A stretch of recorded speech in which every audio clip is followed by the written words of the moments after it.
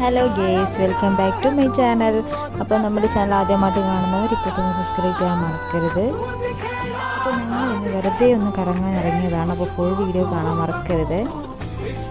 ലക്ഷദ്വീപ് അമ്മിയിലെ തെക്ക് ഭാഗത്തെ വ്യൂ ആണ് നിങ്ങൾക്ക് കാണുന്നത്.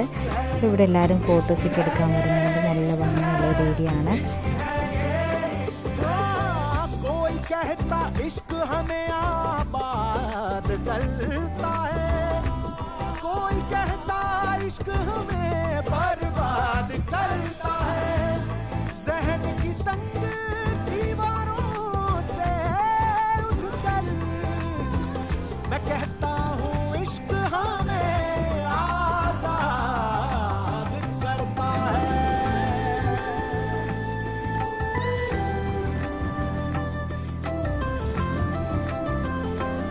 ഈ കാണുന്നതാണ് ഈസ്റ്റേൺ ജെട്ടി.